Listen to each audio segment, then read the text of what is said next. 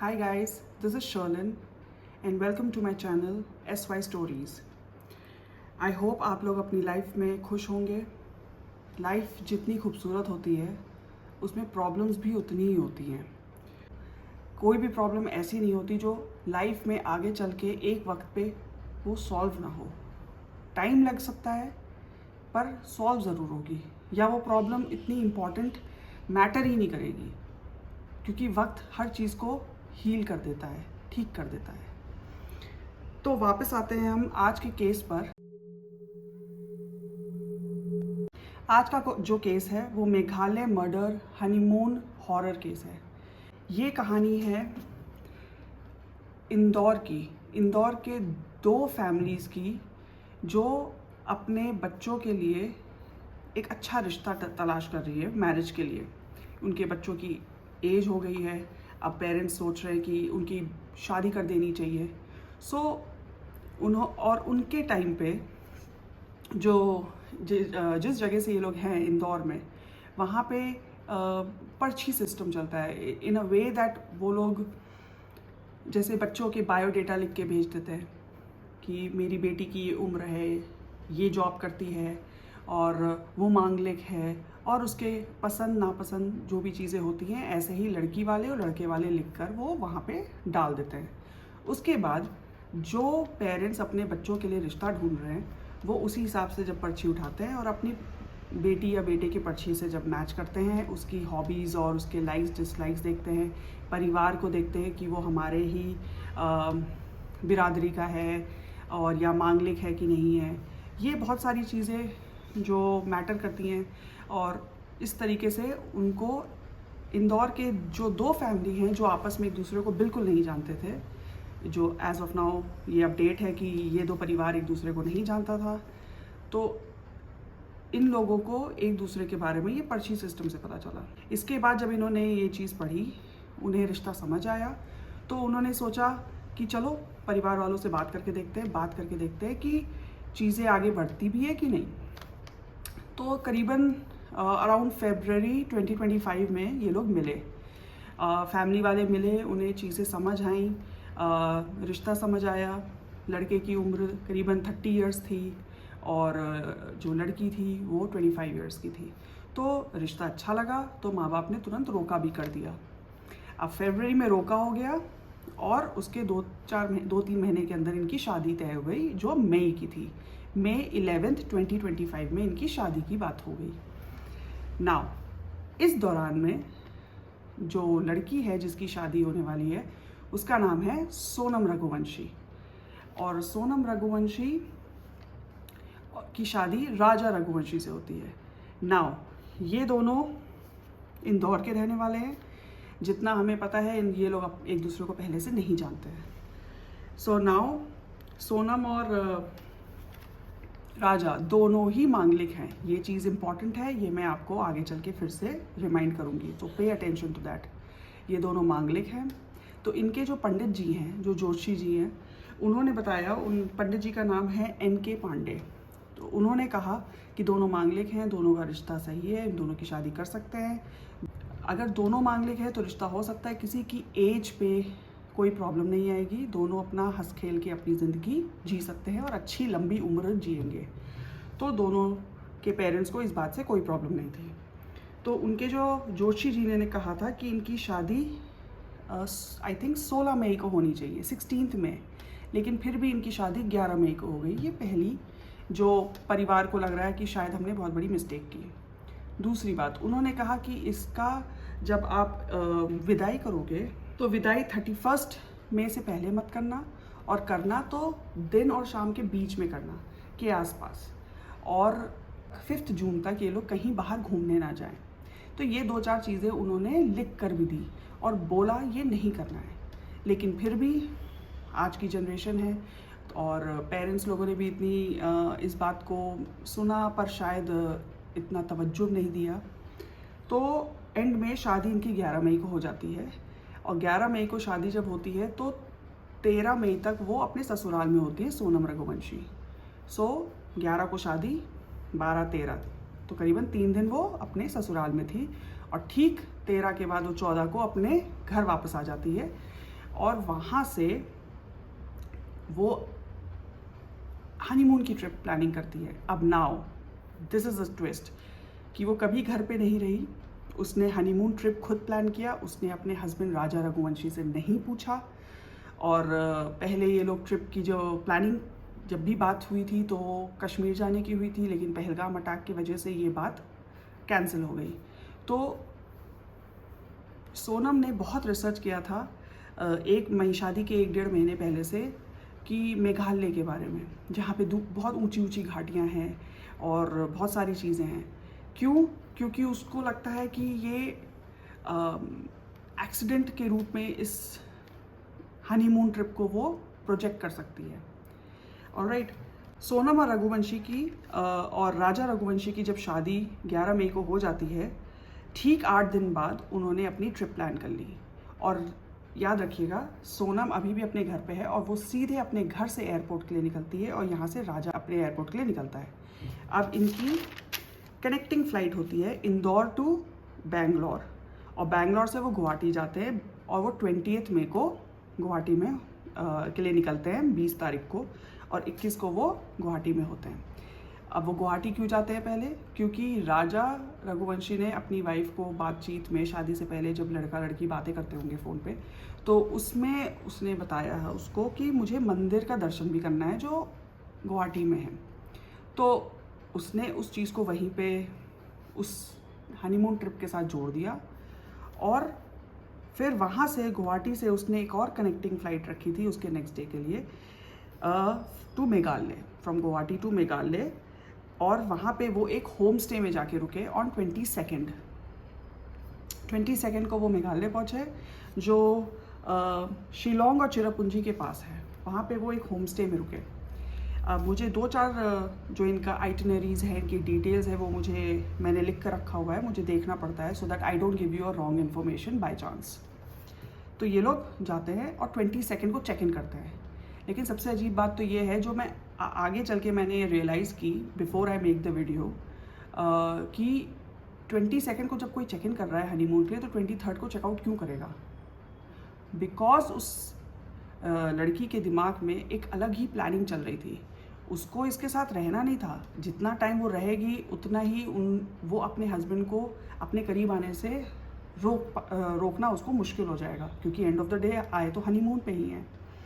और अभी तक हस्बैंड वाइफ के बीच में कोई हस्बैंड वाइफ जैसा रिलेशनशिप इसलिए नहीं हुआ क्योंकि शादी के तुरंत बाद तो वो घर चली गई, और वो 1-2 दिन के लिए भी जो वो शादी के रस्मों की वजह से वो उनके घर पे थी, उसमें भी उसने कहा कि जब तक मैं ये मंदिर के दर्शन नहीं कर लूँगी आप मुझे छूइएगा नहीं। राइट, तो उसने इस बात पे अग्री कर लिया कि ठीक है, उसने मेरे लिए व्रत रखा है, इस शादी के लिए व्रत रखा है, और इस चीज़ को वो मंदिर जाने के बाद वो पूरा करना चाहती है। तो इसीलिए उसने हनीमून भी जल्दी बुक कर दिया और अब हम लोग घूमने गए। वो इस माइंडसेट से आया हुआ है, उसको नहीं पता सोनम के दिमाग में इस वक्त क्या चल रहा है। Alright, now the real planning was कि जिस दिन वो अब 22 को जब वो चेक इन करते हैं इस होम स्टे में, सोनम वांटेड कि मैं राजा रघुवंशी को आज ही के दिन उसका ख़त्म कर देती हूँ, क्योंकि वो उसके साथ रहना नहीं चाहती थी। She just wanted to get this over with. लेकिन मौसम ख़राब होने की वजह से जो इनका प्लान था वो एग्जीक्यूट नहीं हो पाया। नाउ इसी वजह से उन्होंने 23 को ये प्लान शिफ्ट कर दिया, एक दिन बाद, और 23 को ही पता चलता है कि वो चेकआउट भी कर चुके हैं। और उन्होंने वहाँ पे जब वो ऑब्वियसली रिसेप्शन पे उन्होंने पूछा कि हमें रेंट पे एक स्कूटी चाहिए, तो उन्होंने एक स्कूटी भी ली वहाँ से कि हम अपना लोकल एरिया भी जहाँ भी घूमना होगा साथ में हम लोग स्कूटी में घूम लेंगे ना। इसी दौरान जब सोनम अपने घर पे थी ट्रिप से पहले, हनीमून से पहले, उसके लाइफ में एक लड़का है और वो उस लड़के को बहुत प्यार करती है और वो लड़का भी उससे बहुत प्यार करता है, और उसका नाम है राज कुशवाहा। और ये राज कुशवाहा कौन है? राज कुशवाहा उसके फादर, सोनम के फादर की फैक्ट्री में एक मैनेजर के तौर पे काम करता है। जो मैनेजर का जो काम होता है हिसाब किताब देखना और वर्कर्स को देखना कि काम सही से हो रहा है कि नहीं हो रहा है, माल जो भी फैक्ट्री में आ रहा है टाइम पे कि नहीं आ रहा है, और बहुत वगैरह वगैरह। और सोनम की जब पढ़ाई ख़त्म होती है तो सोनम भी अपने ही फादर की फैक्ट्री में एज अ HR हेड के हिसाब से ज्वाइन कर लेती है। जब उसने ये सब कुछ ज्वाइन हो जाता है, ये लोग नौकरी कर रहे होते हैं, तो बाय चांस ये लोग मिलते हैं, इनके बीच में बात होती है, बात होते होते दोस्ती हो जाती है, दोस्ती के साथ साथ कब इनकी दोस्ती अट्रैक्शन में बदल जाती है और इनको प्यार हो जाता है। राज कुशवाहा सोनम से करीबन 4-5 साल छोटा है। Raj Kushwaha I think 21-22 years old का है और सोनम इस वक्त 25 के आसपास की है, तो उनके बीच में थोड़ा सा एज गैप है। एक और चीज़ नोट करने वाली है, सोनम राज कुशवाहा से अगर किसी को लगता है कि वो डायरेक्टली उसी से शादी क्यों नहीं कर सकती थी, डायरेक्टली सोनम राज कुशवाहा से शादी इसलिए नहीं कर सकती थी क्योंकि सोनम मांगलिक थी, राज कुशवाहा नॉन मांगलिक था, और एक मांगलिक नॉन मांगलिक की शादी नहीं हो सकती एज़ पर सुपरस्टिशियस बोल सकते हैं या जो पंडित जी के उससे बोल सकते हैं, क्योंकि जो नॉन मांगलिक होता है उसकी एज अफेक्ट हो जाती है, उसकी एज कम हो जाती है, या किसी भी वजह से रिश्ता नहीं चलेगा, या रिश्ते में कोई प्रॉब्लम हो जाएगी, या लड़के की डेथ हो सकती है, और so on and so fourth.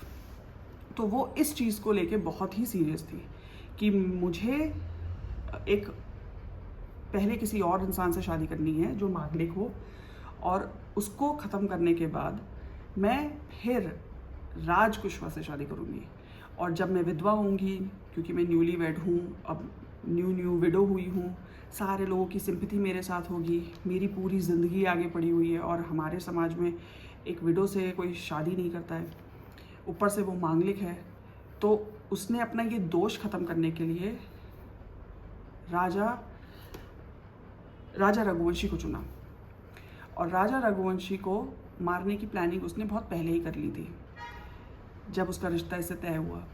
और शादी के बाद अब उनको पता था कि अब इन्हें करना ही करना है, अगर ये इन्होंने जो डिसीजन लेकर इन्होंने शादी की है, अगर ये नहीं एग्जीक्यूट करेगी तो वो कभी भी राज कुशवाहा के साथ नहीं हो पाएगी। और राज कुशवाहा भी उसको ओवर द फोन सब कुछ गाइडेंस कर रहा था, ये लोग ने मिल के प्लानिंग की। अब राज कुशवाहा कुछ महीने पहले ही उसने अपना रेंटेड अपार्टमेंट दूसरी जगह उसने इंदौर में कहीं लिया था, जहाँ पे उसकी मुलाकात 3 और लड़कों से होती है। उन 3 लड़कों का नाम है विशाल चौहान उर्फ विक्की, आकाश राजपूत एंड आनंद कुर्मी। इन 3 लड़कों से दोस्ती होती है, और जब वो ये अपना प्लान एग्जीक्यूट करने की सोचते हैं तो राज कुशवाहा इन तीनों को अपना प्लान बताता है कि हमें ये करना है। और वैसे तो इन्होंने पहले प्लान किया था कि हमें ये एक्सीडेंटल डेथ दिखाना है कि हम सेल्फी ले रहे थे और पहाड़ से गिर गया, या किसी एक्सीडेंट की वजह से वो पहाड़ से स्लिप होके गिर गया, और अगर किसी वजह से ये नहीं एग्जीक्यूट हो पाता है तो प्लान बी ये है कि हम इन तीनों लड़कों को कॉन्ट्रैक्ट किलर के तरीके से वहाँ भेजेंगे और वो इनको मारेगा, ठीक है। तो राज कुशवाहा तीनों को 50,000 रुपये और फ़ोन देता है और कहता है कि ये जो नए फ़ोन है ये सिर्फ इसी पर्पज़ के लिए इस्तेमाल होगा, इसके बाद इनको तुम यूज़ किसी और चीज़ के लिए मत करना। अब आगे पता चलता है आगे के इन्वेस्टिगेशंस के साथ कि सोनम ने फ़ोन खरीदे थे सारे के सारे। एज ऑफ नाउ ये चीज़ अभी राज कुशवाहा ने फ़ोन खरीदा है ये नहीं मालूम चला है, लेकिन सोनम ने फ़ोन खरीदे थे, और सोनम ने मेघालय को बहुत डिटेल में रिसर्च किया था। सोनम के रिसर्च और सर्च स्ट्रिंग से ये भी पता चला कि उसने सेल्फी किलिंग के ऊपर भी बहुत ज़्यादा ढूंढा। So now getting back to the story which I will tell you very quickly and nicely, ताकि शुरू से लेके एंड तक इस वक्त क्या हो रहा है you should know. So as you know Sonam and Raja Raghuvanshi got married on 11th में। ठीक 8 दिन के बाद 8 डेज़ के बाद उन्होंने अपनी हनीमून ट्रिप की, जो इनकी कनेक्टिंग फ़्लाइट थी।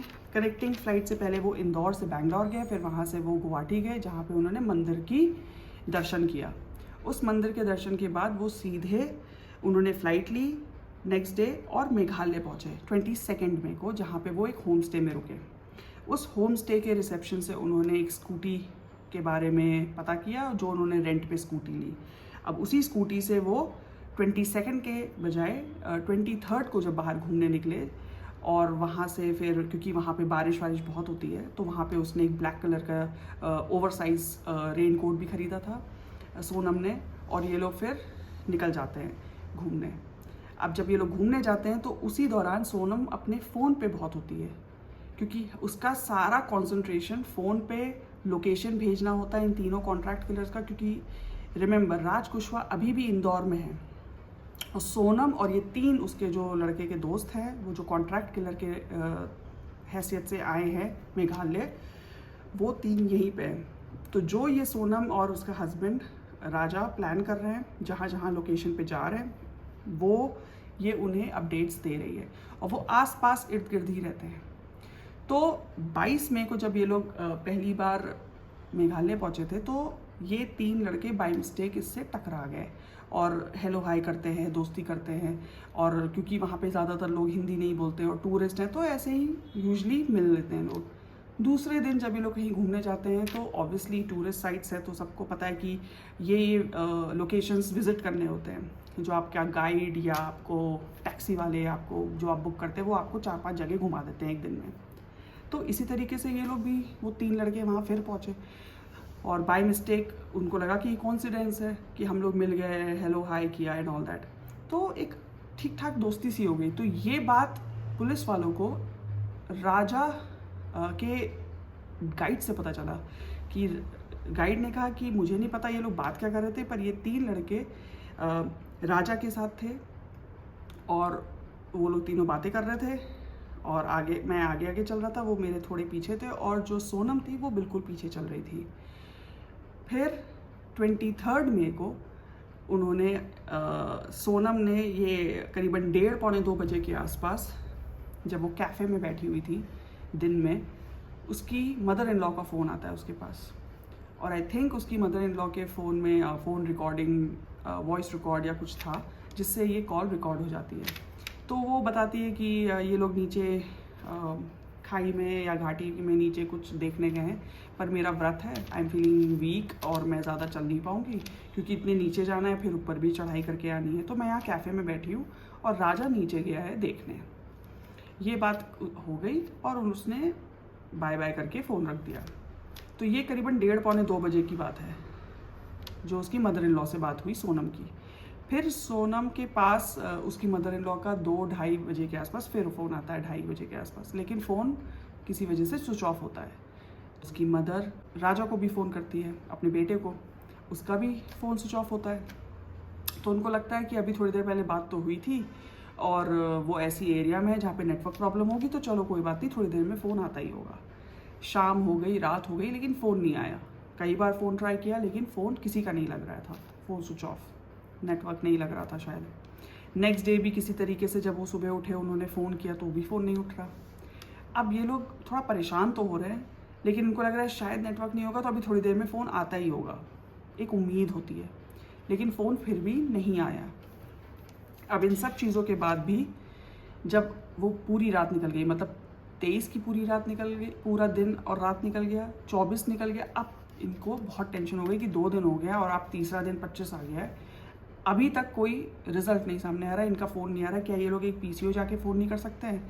क्या कोई भी तरीके से हमें अपडेट नहीं दे सकते? ये लोग एक नए शहर में हैं और नई शादी हुई है, पता नहीं कुछ खुदा ना खास्ता कोई प्रॉब्लम हो गई हो। तो ये लोग बोलते हैं गोविंद को, जो सोनम का भाई है, और राजा के भाई से बोला कि तुम दोनों निकलो तुरंत मेघालय के लिए और वहाँ जाके पता करो कि ये लोग कहाँ हैं। जब ये लोग दोनों मेघालय पहुँचते हैं और जाके पता करते हैं तो इनको इनके होम स्टे से और कहीं से भी कोई अपडेट्स नहीं मिलती है, फ़ोन तब भी नहीं लग रहा है, तो ये लोग सीधे पुलिस स्टेशन जाके मिसिंग कंप्लेन लिखवा देते हैं अपने बहन और जीजू के लिए। फिर वहाँ जाने के बाद पुलिस नॉर्मली जैसे जो एक सर्च करती है, उसने रेस्क्यू टीम बनाई, उन्होंने सर्च किया और ढूंढना शुरू किया। 1 दिन निकल गया, 2 दिन निकल गया, लेकिन कोई रिजल्ट सामने नहीं आ रहा था। 25 तारीख को उनको स्कूटी अबैंडन मिली क्योंकि ये लोग स्कूटी छोड़ के भाग चुके थे, और 28 मई को रेस्क्यू टीम, जब इन्फॉर्मेशन उनको मिली कि कुछ लोग मिसिंग है, तो उनको 2 बैग भी मिले, और वो बैग कहाँ से मिले? जहाँ पे वो होम स्टे में सोनम और राजा रुके थे, उसी के आसपास के लोकेशन पे।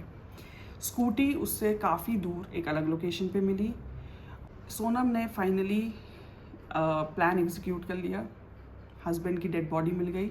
सबको लग रहा है कि सोनम मिसिंग है, या सोनम को भी कुछ हो गया है, वो भी किसी ने कहीं मार तो नहीं दिया, या कोई चोरी चारी के चक्कर में कहीं मार दिया। क्योंकि सुनने में आया था इनिशली कि मेघालय के कोई लोकल गैंग्स इन सब चीज़ों में इन्वॉल्व होते हैं, कि चोरी करते हैं और फिर मारते पीटते हैं, क्या पता किसी वजह से लड़ाई झगड़े में वो नीचे खाई में फेंक दिया हो। सोनम अचानक से यूपी में मिलती है।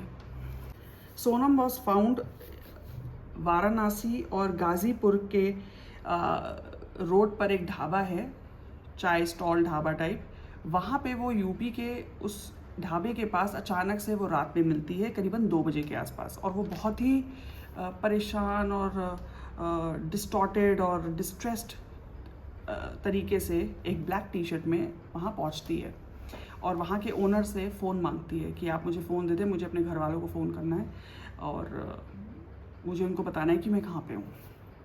फाइनली वो फ़ोन उसको देता है। वो सीधे अपने गोविंद भाई को फ़ोन करती है और बताती है कि मैं यहाँ हूँ और आप प्लीज़ आ जाओ जल्दी। फ़ोन ओनर को वापस कर देती है ढाबे के। फिर गोविंद ढाबे वाले को फ़ोन करता है और वो उनको बोलता है कि आप इसको अपने पास ही रखिएगा, मैं पुलिस को फ़ोन कर रहा हूँ, ये मेरी बहन है और ये इसके साथ जो भी प्रॉब्लम्स हुई हैं आप प्लीज़ इसे अपने पास रखिएगा, कहीं जाने मत दीजिएगा और मैं अभी पुलिस को भेजता हूँ। और ऑब्वियसली ढाबे वाले भी ये न्यूज़ को फॉलो कर रहा था, तो उसको ये आइडिया था ये सोनम रघुवंशी कौन है और ये मेघालय का केस है। इसी में जल्दी से इंदौर को भी पुलिस वालों को भी इंफॉर्मेशन पहुंचती है कि सोनम मिल गई है। इंफॉर्मेशन मिलती है कि मेघालय वालों को भी कि सोनम का पता मिल गया और वो अब इस ढाबे पे बैठी है। और वहाँ की जो लोकल पुलिस है यूपी की, अब वो भी इन्वॉल्व है क्योंकि वो आई है उसको सोनम को ढाबे से पिकअप करने के लिए। तो वो फाइनली उसको ले जाती है। ये सारी प्लानिंग प्लॉटिंग सोनम, राज कुशवाहा और वो 3 लड़कों के साथ मिलके हुई। क्योंकि सोनम के पास और उन 3 लड़कों के पास और ये राज कुशवाहा के पास नए फ़ोन थे। ये नए फ़ोन से ही ये लोग आपस में एक दूसरे को अपडेट्स और कांटेक्ट कर रहे थे, जो आगे चल के पता चलता है जब इनकी फ़ोन्स के लोकेशन और कॉल लॉग्स चेक्स होते हैं तो इससे पता चलता है कि ये लोग आपस में कनेक्टेड थे। Sonam was continuously sending the locations and messages to the 3 contract killers and to her boyfriend, alleged boyfriend राज कुशवाहा। तो राज कुशवाहा ने उसको न्यूज़ अपडेट्स दी होंगी कि तुम्हारा भाई ने न्यूज़ में ये बोला है कि विच आई फील, न्यूज़ में ये चल रहा है कि आप लोग मेघालय के पुलिस उसको डेड बॉडी की तरह की ढूंढ रहे हैं। अगर ये डेड होती तो अब तक राजा की तरह उसकी भी डेड बॉडी आसपास या कहीं दूर पे मिल गई होती, लेकिन इतने दिन हो गए तो उसको एक ज़िंदा इंसान की तरह ढूंढो, ना कि एक डेड बॉडी के रूप में ढूंढो। तो उसने कहा कि इसको किडनैपिंग के केस के तरीके से सोचिए कि कहीं किसी ने किडनैप कर लिया है। लेकिन सबसे अजीब बात तो ये, अगर ये किडनैपिंग केस होता तो रैंसम कॉल, एक भी कॉल नहीं आई परिवार वालों को या किसी को भी, पैसों की कोई डिमांड नहीं हुई कि आप हमें इतने पैसे दीजिए, कोई रैंसम कॉल नहीं। और ये अचानक एक ढाबे पे रात के 2 बजे 8 जून को मिल जाती हैं। तो इसने भी एग्जैक्टली वही बोला जो उसके भाई ने कहा कि मेरी बहन किडनैप हुई है, ज़रूर उसका वो अगवा हुई है और उसके साथ कुछ बुरा हुआ है, लेकिन वो मुझे नहीं लगता डेड है। उसके भाई ने जिस तरीके से बोला एग्जैक्टली उसकी सिस्टर ने भी वही बोला। सोनम ने ये कहा कि मेरा किडनैप हुआ था और मुझे नहीं पता मैं यहाँ कैसे पहुँची, लेकिन किडनैपर्स ने मतलब आपको किडनैप किया, इतने दिन अपने पास रखा और कोई रैंसम के लिए किसी को फ़ोन नहीं किया और अचानक से आपको एक ढाबे पे छोड़ के चले गए। मतलब कैसे? It doesn't make sense. But anyway, moving forward, Sonam ने ये चीज़ फिर कन्फेस की कि हाँ हम लोगों ने ये प्लॉटिंग की थी और मेरे फादर की फैक्ट्री में एक लड़का है, उसका नाम है राज कुशवाहा, जिसको मैं बहुत पसंद करती हूँ और तकरीबन 2 ईयर से हम एक दूसरे को जानते हैं और शादी करना चाहते हैं। और ये बात मैं अपनी मम्मी को बता चुकी हूँ ऑलरेडी। तो मतलब इसकी मॉम को जब ये रिश्ता तय हो जाता है राजा के साथ, तो इसने अपनी मॉम को बोला होगा कि मम्मी मुझे ये रिश्ता नहीं पसंद है और मैं राजा से शादी नहीं करना चाहती हूँ, अगर मैं किसी और को पसंद करती हूँ। तो जब इसकी मम्मी को पता चलता है, जो सूत्रों से हमें ये पता चला है, जो बाकी न्यूज़ और अपडेट्स और और इन्फॉर्मेशंस हमें मिली हैं, उससे ये पता चलता है कि इसकी मॉम ने ऑब्वियसली इसको डांटा और कहा कि देखो तुम्हारे पापा नहीं मानेंगे और तुम्हारा रिश्ता भी हो चुका है, अब ये बात तुम भूल जाओ, बचपना छोड़ो, अब फोकस करो अपने इस नए रिश्ते पर। मुझे नहीं पता उसके भाई या उसके फादर को पता था इसके रिलेशनशिप के बारे में, क्योंकि अगर इन्हें अंदाज़ा होता कि अगर ये किसी को पसंद करती है और वो लड़का राजकुशवा है तो शायद वो उसे नौकरी से ही निकाल देते हैं, करेक्ट।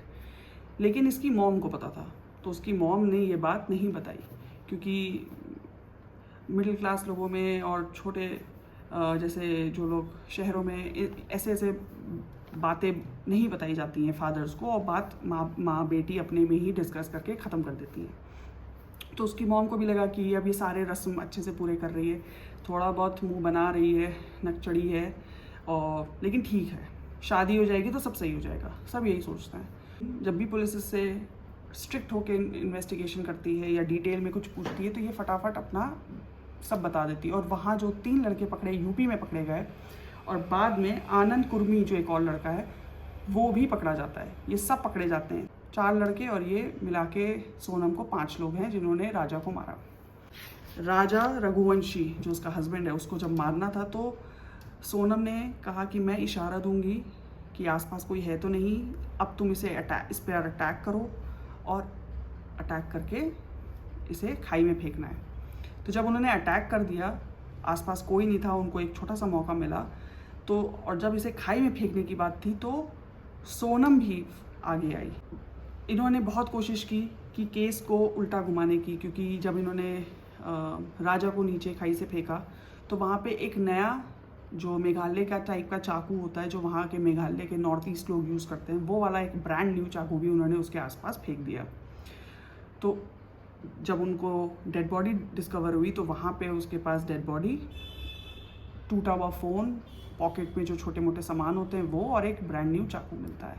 उस चाकू का राजा के साथ कोई ऐसा खास लिंक नहीं बन रहा था, लेकिन वो केस को घुमाने के उससे था कि क्या पता कोई लोकल गैंग ने मारा पीटा और चोरी वोरी की और इसको फेंक दिया और ये एक्सीडेंट हो गया या जो भी इंसिडेंट हो गया। So as of now Sonam police custody में है, वो बाकी 4 लड़के पुलिस कस्टडी में हैं। और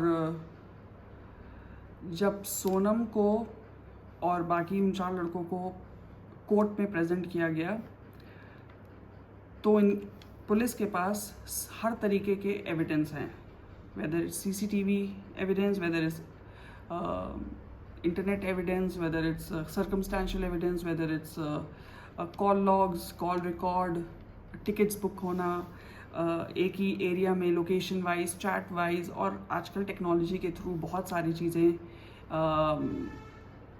सामने ओपन होके आ जाती हैं। लेट्स सी, अब ये मेघालय पुलिस के यहाँ क्योंकि ये क्राइम हुआ है तो मेघालय वाले ही इसको प्रोसीड करेंगे, तो देखते हैं कि वो इस ट्रायल को किस तरीके से कंटिन्यू करते हैं और सज़ा क्या मिलती है इन 4 लड़कों को और सोनम को।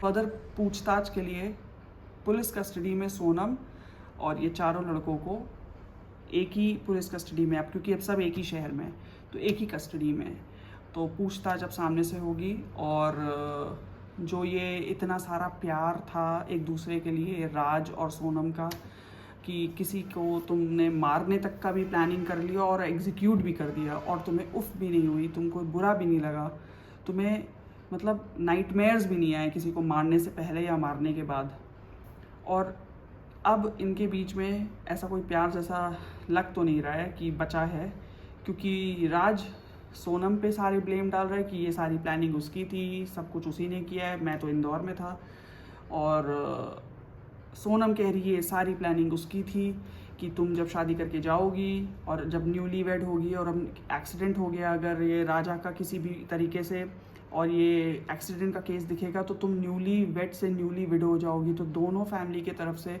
बहुत ज़्यादा सिंपैथी, सोसाइटी से सिंपैथी मिलेगी, और कुछ महीने या 1 साल के अंदर अंदर मैं एक फरिश्ता बन के आऊँगा और बोलूँगा कि मैं आपकी बेटी से शादी करने के लिए तैयार हूँ और मैं फिर तुमसे शादी कर लूँगा, सबके लिए मैं एक हीरो बन जाऊँगा और ये सारी चीज़ें हैं। आपको ये भी पता होना चाहिए कि सोनम ने जब हनीमून के लिए टिकट्स बुक की, उसने जाने की बुक टिकट की थी लेकिन आने की नहीं की।